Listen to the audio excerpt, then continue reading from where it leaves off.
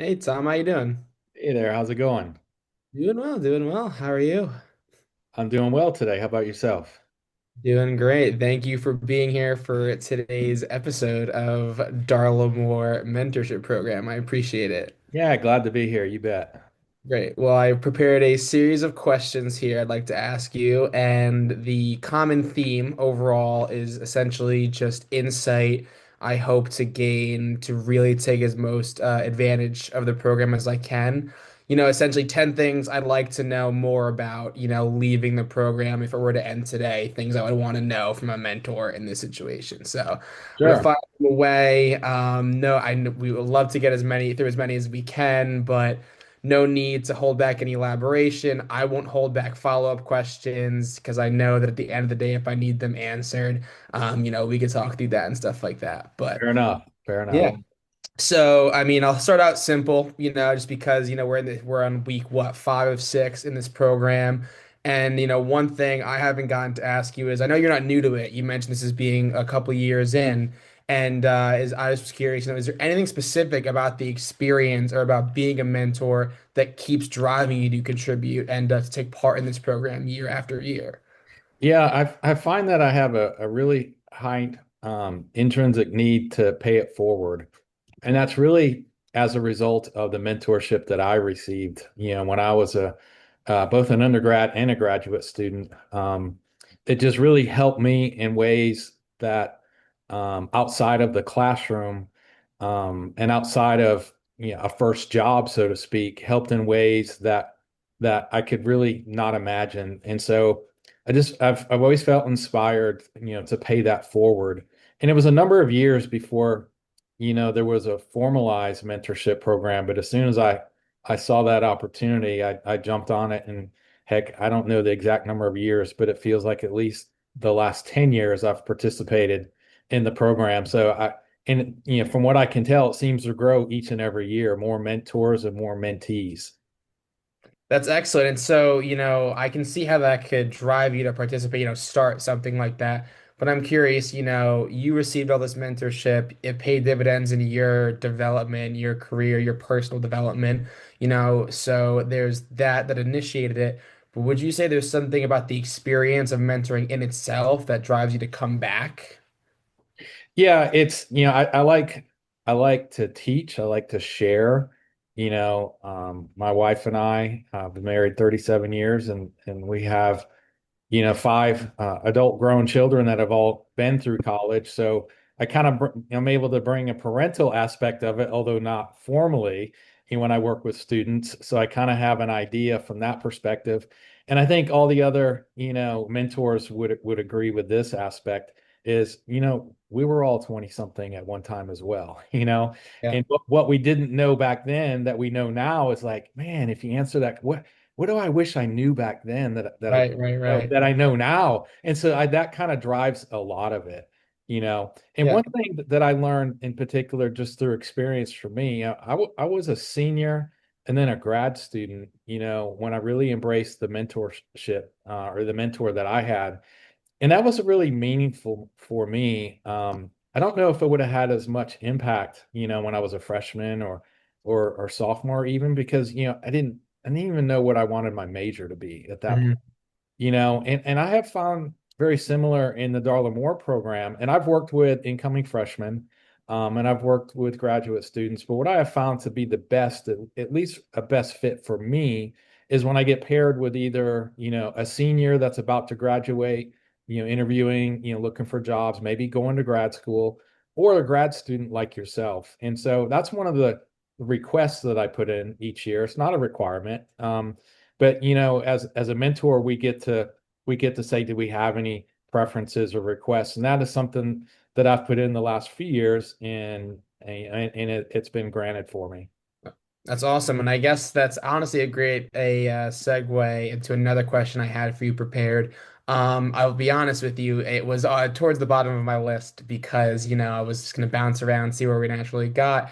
And, very common question to ask that I'm sure you've been asked it before. But with everything you just said, it seems like a good time to ask, when you were my age, which is, 23, I know we'd be growing up and entering the workforce and just going through experiences outside of that in very different ways under very different circumstances. So taking that into consideration, what do you wish you were told when you were my age when it comes to personal development, career development, professional development, anything like that? Was there something you can put into a phrase that you wish you heard when you were my age in my position? Yeah, and it's probably not necessarily a phrase, but it's just more of the way organizations work.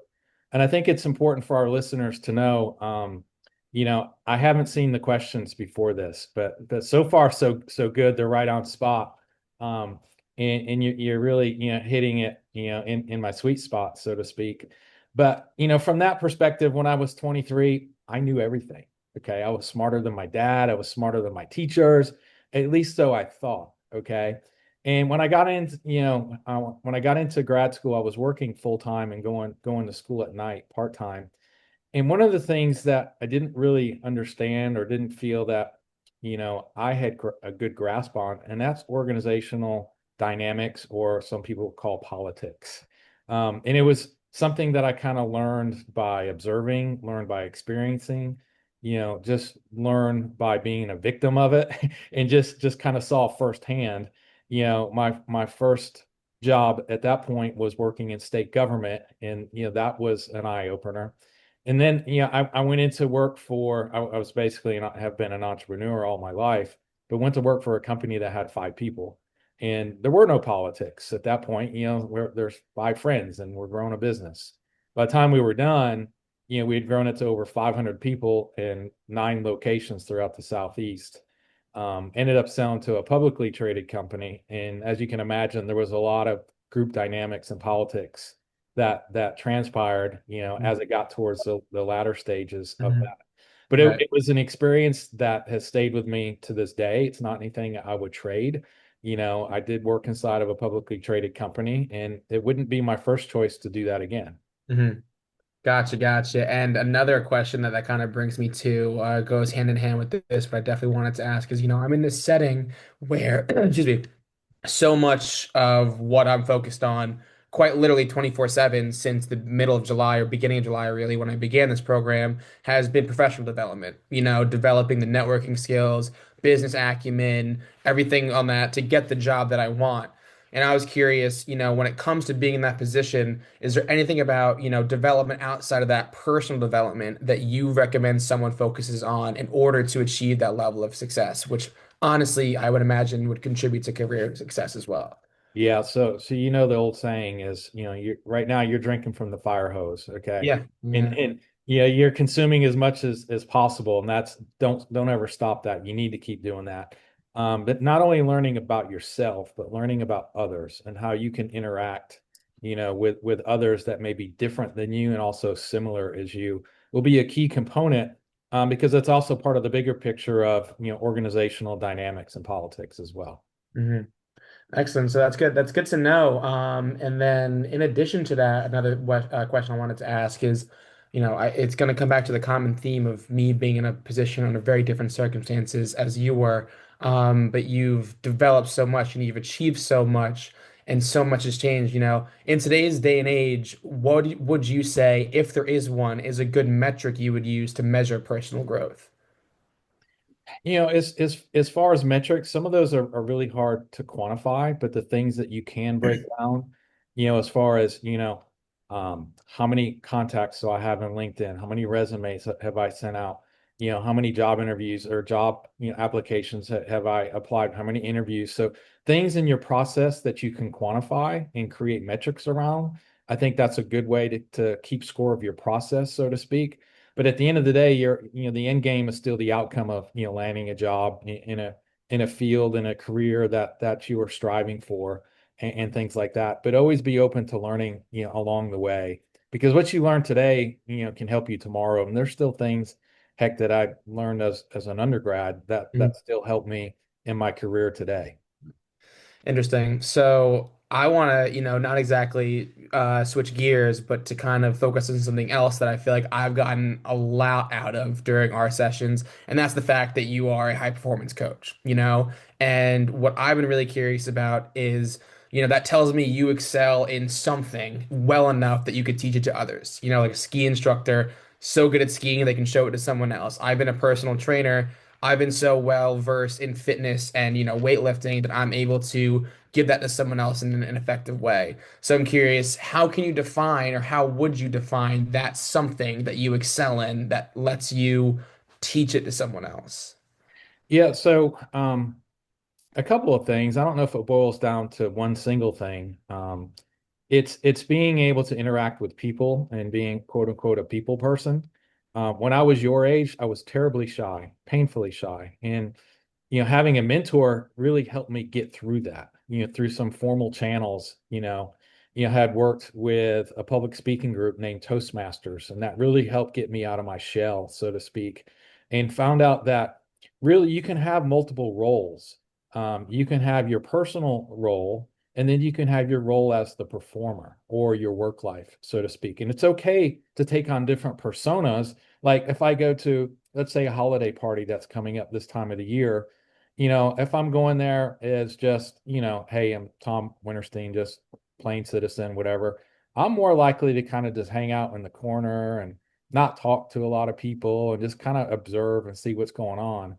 But if it's a professional, event that I'm going to, and there's an opportunity to interact either with, customers or prospective customers or people that I work with, I've learned to be able to take on a persona of being outgoing. And it is a skill. These are skills that you can learn regardless of how you were born, so to speak.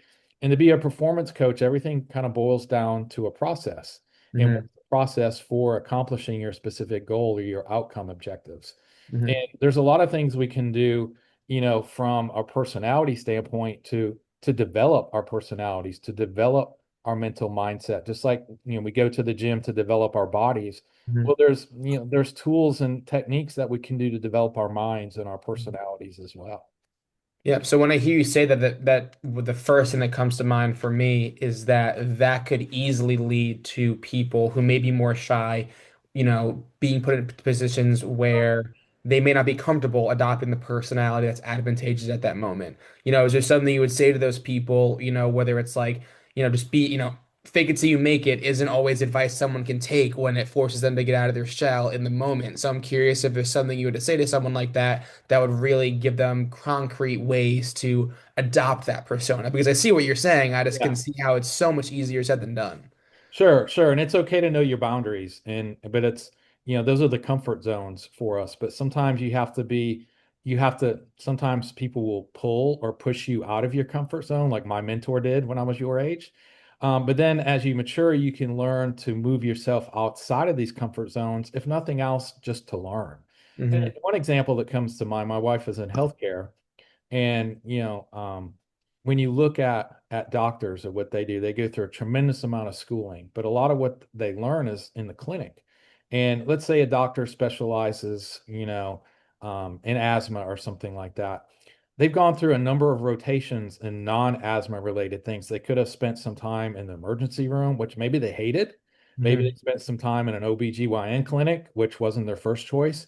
So Hmm. you've got to be able to expose yourself to things outside of your comfort zone and Hmm. things that you may not necessarily have an interest in. And for Hmm. me, the way that relates back to is I had absolutely zero interest in public speaking. As you can Hmm. imagine, the shy, quiet guy, being a computer science or management science, which is a lot of computer science, undergrad work, you Hmm. know, I was in a quiet zone all the time, Hmm. and so I liked it because I only got to interact with a computer. Right. And it told me when I was right, and I told it when it was wrong, so to speak. But Right. as I matured and just learned either through formal teaching and self-teaching and mentorship, and just it just comes with practice, just like anything else. So Right. whether you're working in the gym or you're working on your performance, it just takes practice and a Right. lot of it. Gotcha. With that, on that note, this leads me to another question I had for you that I came into this knowing I wanted to know. You've probably helped plenty of people break out of their shells. I feel like more often than not, it comes in the form of like I said, breaking people out of their shells and getting them to, maybe either be more comfortable public speaking in any sense of the word, not just, speaking in front of a crowd. Mhm. But overall, even if it's not with when it comes to courage in front of people, when it comes to those who you have helped achieve high performance, so to speak, what is like one common limitation you see them putting on themselves before they get there? Well, a limitation is lots of times it comes in limiting beliefs. Hmm. Like they sometimes will come into it with a belief system that, I'm an inconsistent performer. And one of the things that I've learned is that 90% of our overactions is derived from our subconscious. So sometimes people will do things and they don't know why, or they'll say, "Oh," or they'll have negative self-talk and they'll say, "Oh, I'm such a dummy. I can't believe I did that again. I just made the same mistake again." Hmm. And so sometimes, we have to reprogram our subconscious, and there's tools and there's techniques to do things like that. Just if we want to, make our arms and biceps bigger, we go to the gym and we work curls and all kinds of other stuff. So it kind of depends, whatever an individual's goals are, that there is a strategy to get there. And one of the things, as I've matured, I've learned to never say never. But I believe in, you can really, if you set your mind to something and define some goals, that you can, maybe not always accomplish all of your goals, but you can make a lot of progress towards them. Mhm. So in that regard, you told me about the affirmations approach, where that's just, listening to that every morning, especially particularly you saying it yourself every morning is one way to alter that subconscious and program it in a way that is positive and avoids that negative self-talk. I actually have a couple of questions about that kind of mindset and that approach. But firstly, I'm curious, is there anything else that you would tell people like that, as far as ways to uh, accomplish that reprogramming outside of just affirmations, if it doesn't resonate with some people. Yeah, I mean, general meditation can help, and you have to, if you go to the gym and overwork your body, you're subject to, getting strained and or even injured, and you have to take a rest. Well, the same things for us as performers and for our mind.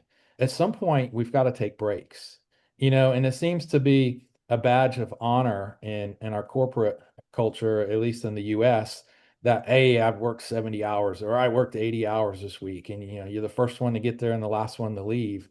And that's okay during stretches of times when it's required, but you really have to give yourself a break, just like, an athlete would. So as a high performer, you have to give yourself a break. And think about this, and I didn't make this up, but I learned it from one of my coaches and mentors, is, we're called human beings, not human doers.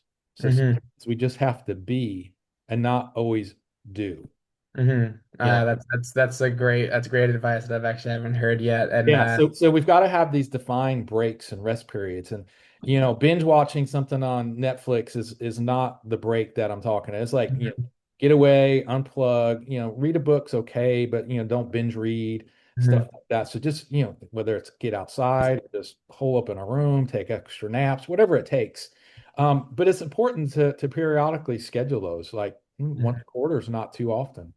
Right, right, Once a week would be too often, right. So you got to find that happy medium for yourself. Right, right, right. Absolutely. And I want to go back to, kind of the converse of what you're saying is that negative self-talk, because that was one of the first pieces of advice that you gave me, that really resonated with me because I've heard that before, but coming from someone like you, where you're kind of, from a practical standpoint, you're really laying out to, sure, if a football player drops a pass, they're mad at themselves, they can throw their hands on their head and be upset, but literally from a practical standpoint, nothing comes of that. And I understand that and I see that. But I'm curious, do you draw a line anywhere when it comes to responsibility? Because, if you look at the pros, that player's paid millions, to catch a ball. So I'm not to say that there's merit in that moment of, oh my gosh, I dropped that, but there's acknowledgement in that moment of I won't call it sh failure, but I'll say a shortcoming. So I'm curious if you can speak to the balance, or if you believe there is no balance and there truly is no place for what you refer to as negative self-talk. Yeah, no, and it's kind of starts with, is the glass half full or half empty? And, if you're a half empty kind of person, we've got to get you to a half full before we can even begin to move on, from there. But we have to realize that, perfection doesn't really exist. Now we can pursue excellence and we can pursue perfection and, all the cliches and like that. But one of the things I've learned along the way is we can't, especially as entrepreneurs or high performers, we can't let the pursuit of perfection get in the way of good enough. Hmm.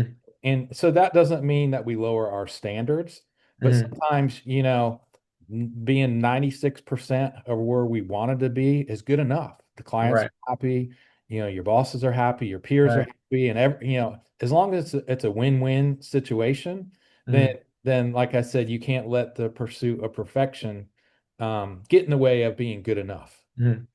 Right, gotcha. So as far as that goes, the people who are accomplishing the things you're referring to, whether it's avoiding negative self-talk, they achieve the things that you set out to help them achieve as far as high performance goes. Would you say there is one habit or mindset or, outlook or anything of the sort that separates these high achievers from other people?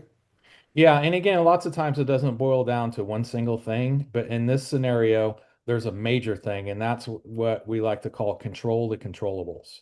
And there's even a mathematical formula that we teach about it is, let's say you have some event that's, beyond your control. It could be something that happened, in the classroom, it could be something that happens at work, it could be at home, whatever it is.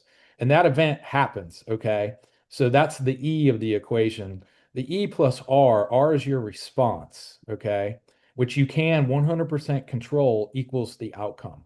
So let's Hmm. let's say this event happens that's you deem as negative, okay? Or could be detrimental, to your future. The way you respond really defines what the future outcome of that is. So let's Hmm. say something negative happens and you respond in a positive way, at best, maybe, or at worst, maybe it neutralizes the situation. You might not get what you want, and it may still be a bad outcome, but the glass is still half full for you. Okay. Hmm.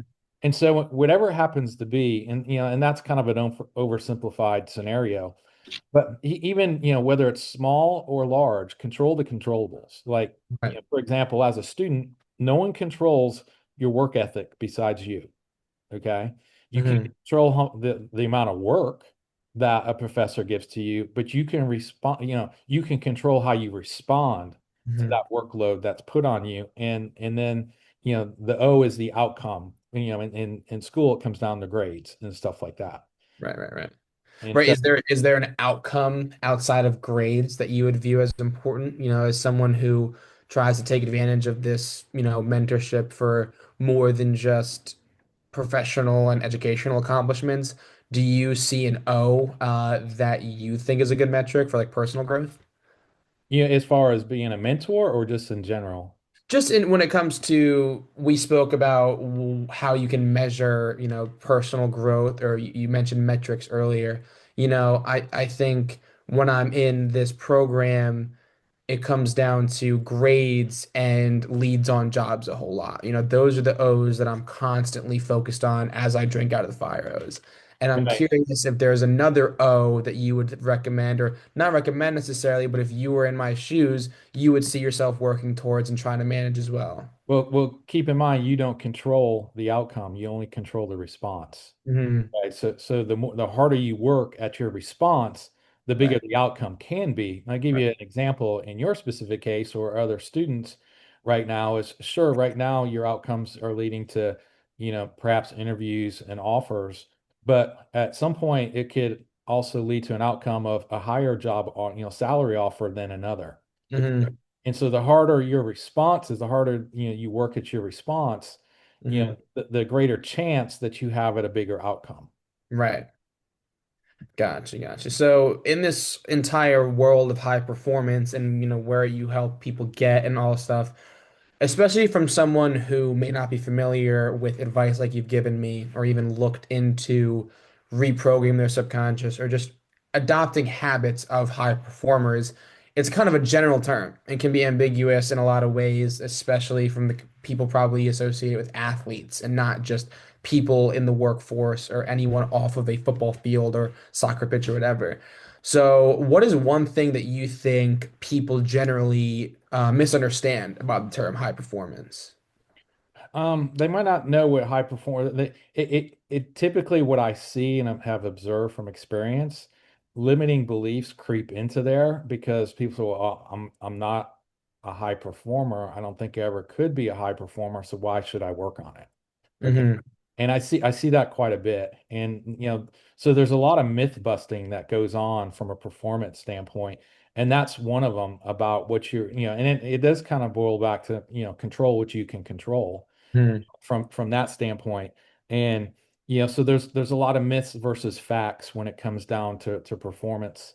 Hmm. Um, and really it can be defined by your role and or your industry, like Hmm. perhaps, or for example, you know, if you define what success looks like, for you as a student, then we can say, okay, then he's performed at a level that has accomplished what has been defined as success. And in Hmm. this case, it'll be, completing your degree, getting the good grades, getting, hopefully multiple offers, and competing offers, and then picking the one that you desire the most, okay, Right. and something like that. Right. Whereas if you had limiting beliefs that held you back, or let's say your subconscious sees, multiple job offers, to many people that could come across as a threat. And so they'll actually go through, you know, unintentionally through activities of self-sabotage so that doesn't happen. Hmm. And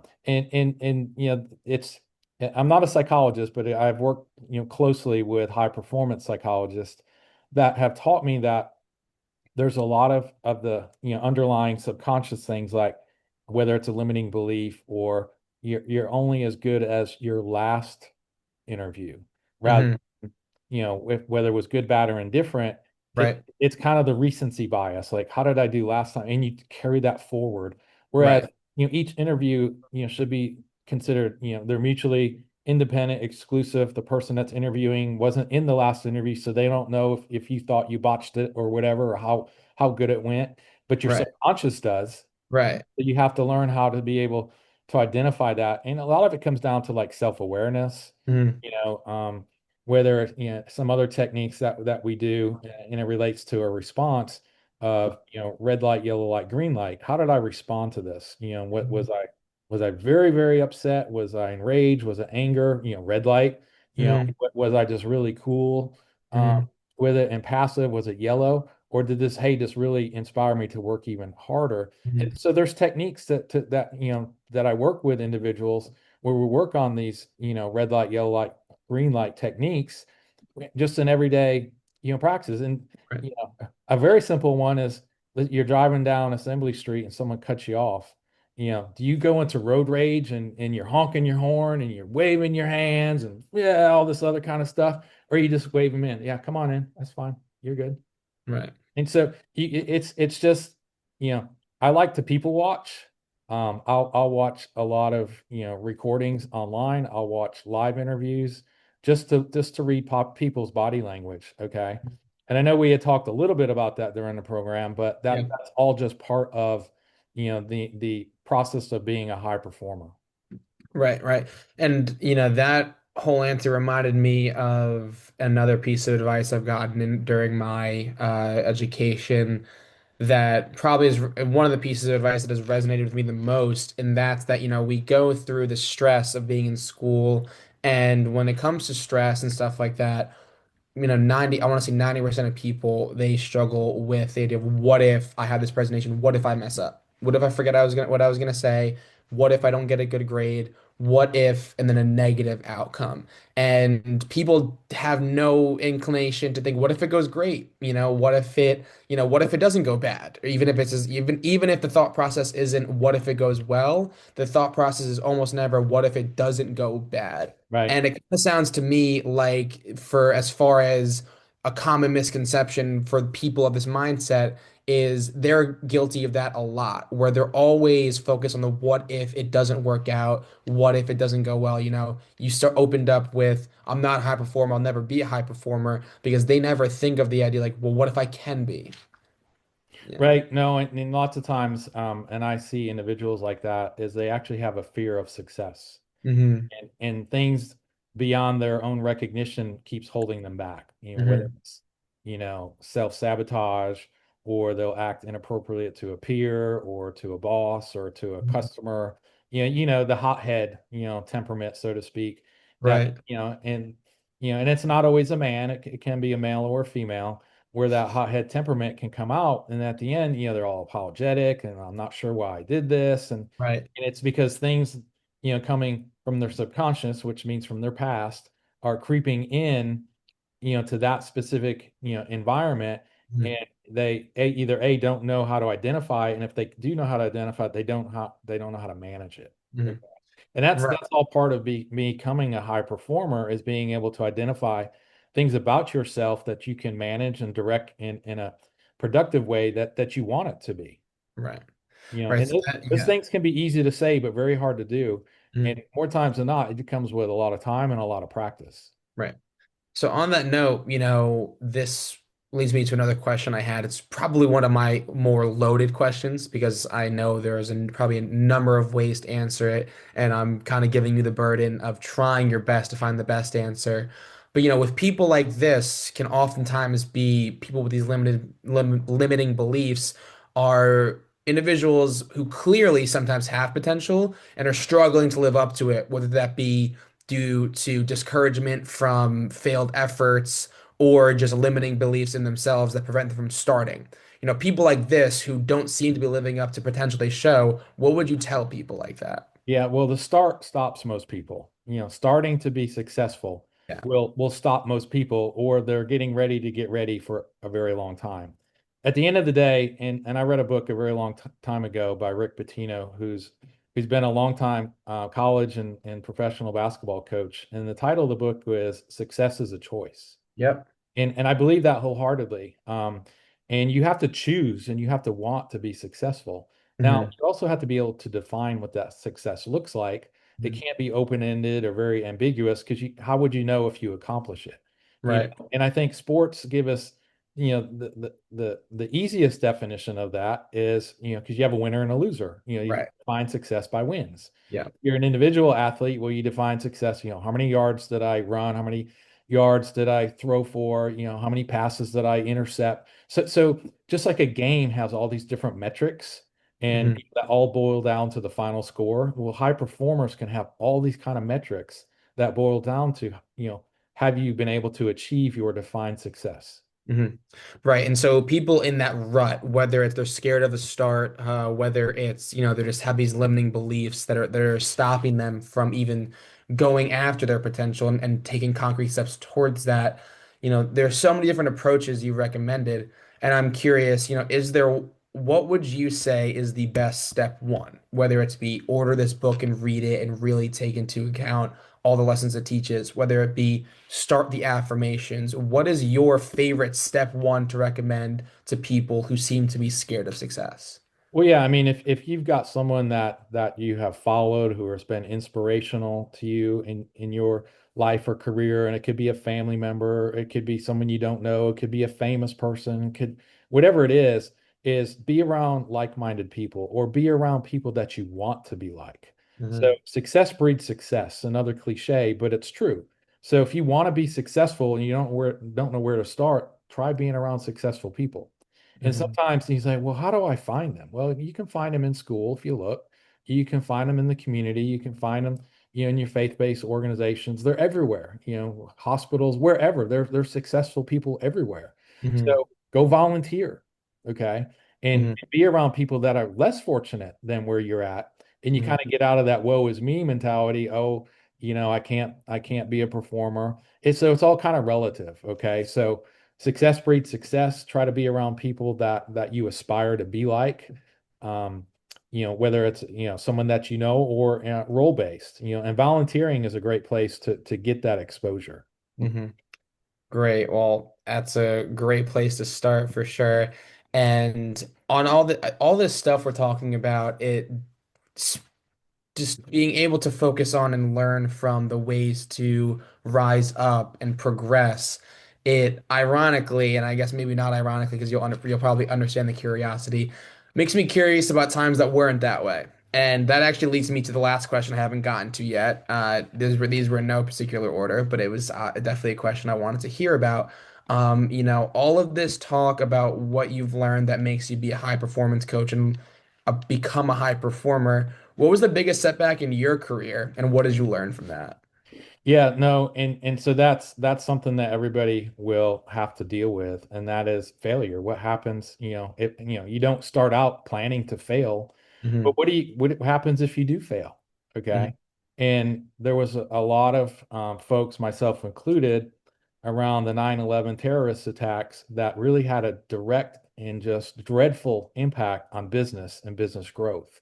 Okay, to the point where, people were laid off, because revenue stopped coming in. And so it just really, really put a damper. And, that's, how to deal with an event like that isn't something that you're going to learn in one of the management classes. So maybe it is now, but it wasn't anything that I had been exposed to. And so you have to be able to orchestrate, soft landings. You have to be able to say, okay, in the face of failure, what good can I get out of this? How can I Hmm. define a path forward, for my team, my clients, myself, my colleagues, and Hmm. and again, relating performance back to sports. Take a baseball player, take a hitter where failure is more common than success. If you hit 300 in the major leagues, you're probably going to end up in the Hall of Fame. So that means that you have failed 7 out of 10 times. Right. Okay. Now, if you failed 7 out of 10 of your test questions, you're going to get a 30. Okay. That's not good. Okay. Right. So you have to be able to accept failure as part of your success as a performer. Yeah. And those that don't learn how to actually learn from their failures are really doing the biggest disservice. And Hmm. so, I have learned to never say never. But these black swan events, so to speak, like a 9/11 or a COVID, I haven't, I've seen a lot in this world in my 61 years, but I know I haven't seen everything. Hmm. So it's just trying to be prepared, so to Right. speak.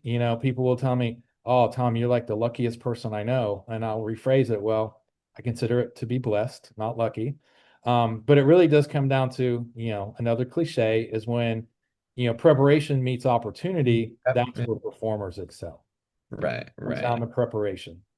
Absolutely. Yeah, preparation. I was gonna say when it comes to that, like preparation meets opportunity, that's luck. That's my definition of luck as well, because people who aren't prepared aren't gonna be able to capitalize on luck in the first place. So Right. with that, I couldn't agree more.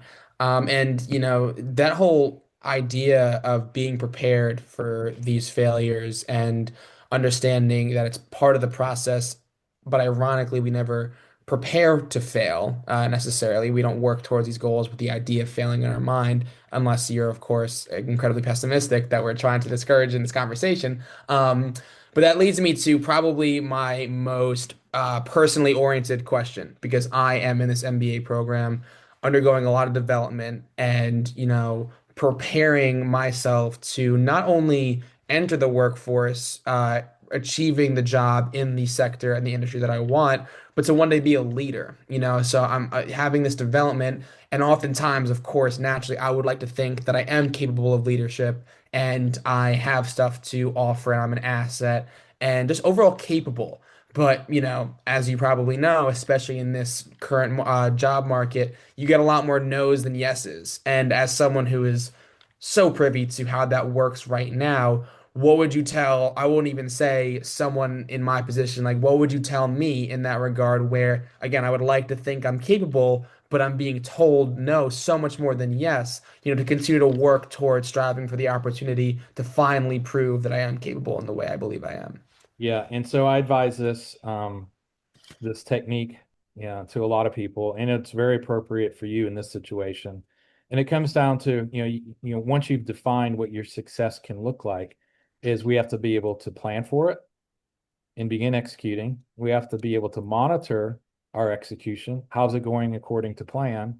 And if it's not going according to plan, then we have to adjust. So those three things are plan, monitor, and adjust. And that's a continuous cycle that you'll be in or should be in forever, but you should be in until you land, the best possible job that and job offers that you can put yourself in front of and be able to accept.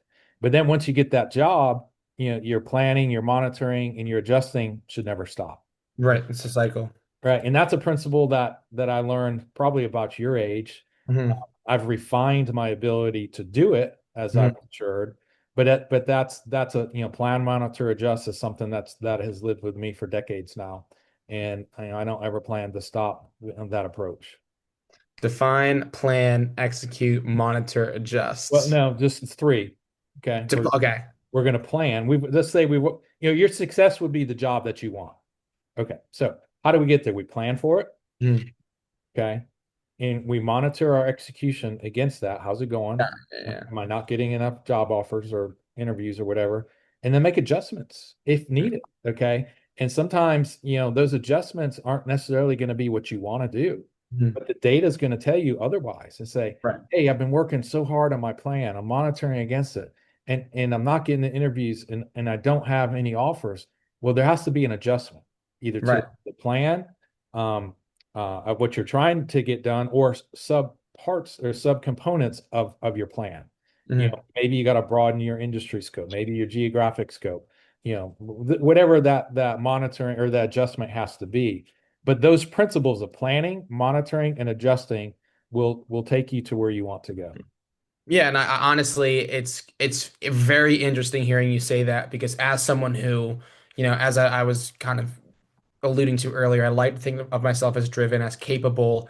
I kind of find myself naturally on that path right now, where I have a definition of where I want to get. I've planned for it, and I've been doing my best to execute.